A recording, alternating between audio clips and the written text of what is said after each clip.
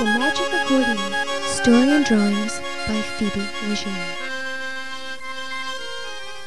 Whatever anyone says, there are magic things in the world. It is sometimes hard to see the magic, but magic things do exist, and this is the story of Annabelle and her magic accordion named Baby.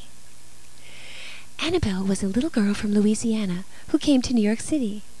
She had great big dreams, but no money. The story of Annabelle and her accordion began at an accordion store called Wally's. There were many beautiful accordions there, and they all had names. Wally was very proud of his accordions because he had made them himself. The accordions were like his little children.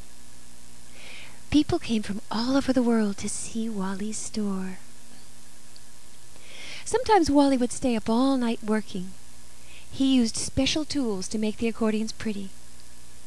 When he was done, he had a little drink and played a little song, and the accordion music floated out the window and into the street. Annabelle often came to the window and listened as Wally played. She wanted an accordion of her own, but she was terribly poor. She lived in the street and wore a dress of rags. Wally stayed up night after night working on a special accordion. He said, "I will make this accordion so beautiful that all the children will love it. It will be the most beautiful accordion in the world." Wally spent hours and hours gluing diamonds and sparkling jewels all over the accordion. He worked while everyone else was sleeping. And as Wally polished and carved, he said, "My father would be very proud of me, because this is the most beautiful accordion ever made." And then he fell asleep. While he slept, a fairy princess flew in the window and sprinkled magic dust on the accordion. Soon it was ready. The magic accordion was called Baby. Now Bouncy, the rough and tough little everyday accordion, was in awe. He looked at Baby and he fell deeply in love. He had never seen an accordion so beautifully formed, so white and so shiny. But most of all, Baby had a lovely sound, and when she played, everyone felt nice and good and happy. When Baby opened her eyes for the first time, she looked at Bouncy, and she fell in love at first sight. She thought Bouncy was the most adorable little boy accordion she had ever seen. Wally picked Baby up in his arms tenderly and kissed her as if she were a little child, and then he began to play and sing. Annabelle was listening. She was overwhelmed with the beauty of the sound, and she knew that this was a very, very special accordion.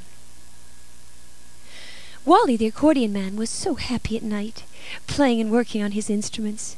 But during the day, his wife would shout at the accordions and tell them what songs to play. "Why don't you play the song they play on the radio? No one wants to hear these beautiful old melodic songs. Wally, you're wasting your time on these stupid accordions."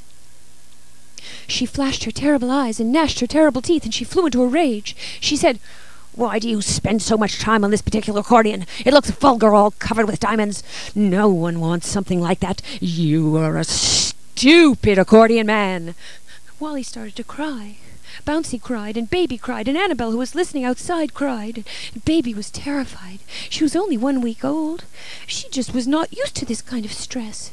She felt badly that she got Wally in trouble, and she said, "Maybe it would be better if I just went away. I am scared of Mrs. Tingle. She might rip my diamonds off and throw me in the garbage if I stay here." So when the store closed, Baby hopped off the shelf and quietly opened the door. She went out all alone into the big city. Baby crossed the street on the crosswalk. She waited for the light to change from red to green, and when she saw the green word walk, Baby walked. She looked both ways with both of her sweet little eyes, and she was very careful. Baby walked and walked with her little in and out sideways step, and she didn't go very far at all when suddenly she realized she was lost. And Baby began to cry. Strange men were looking at her. A teenager picked her up for a minute and then put her down again. Baby was hungry. She didn't know where to go, and she was starting to miss Wally and Bouncy and all her friends very much. Just at that moment, Annabelle was coming down the street. She heard the sound of an accordion crying.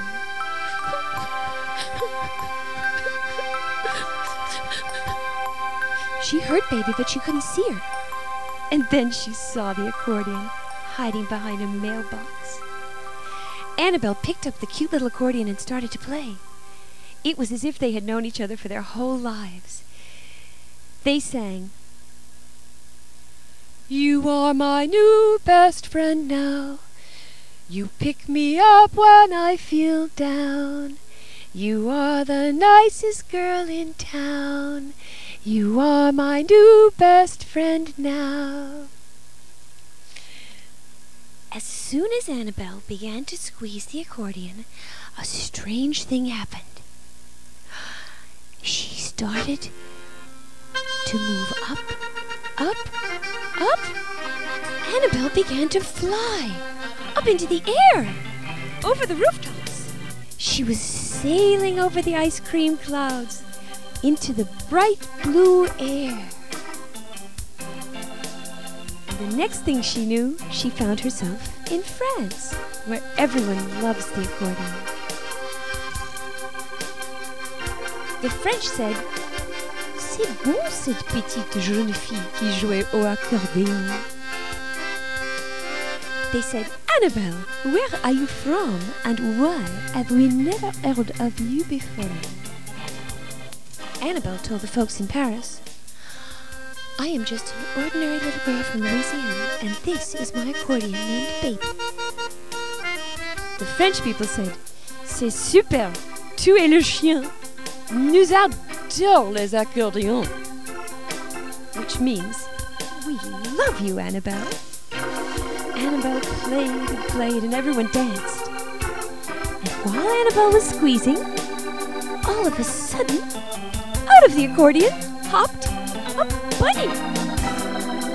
And then out popped a large pile of money. The French said, "Oh la la, she is a genius." And then Annabelle started to feel very funny.